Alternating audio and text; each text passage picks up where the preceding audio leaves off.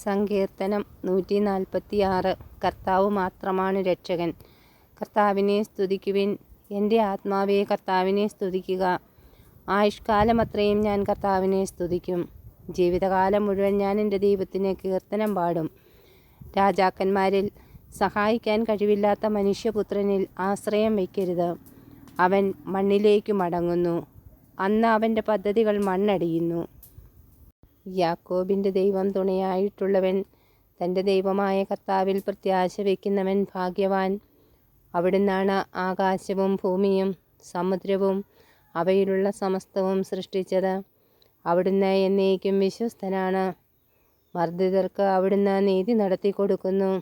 വിശക്കുന്നവർക്ക് അവിടുന്ന് ആഹാരം നൽകുന്നു. കർത്താവ് ബന്ധിതരെ മോചിപ്പിക്കുന്നു. കർത്താവ് അന്ധരുടെ കണ്ണു തുറക്കുന്നു. അവിടുന്ന് നിലം പറ്റിയവരെ എഴുന്നേൽപ്പിക്കുന്നു.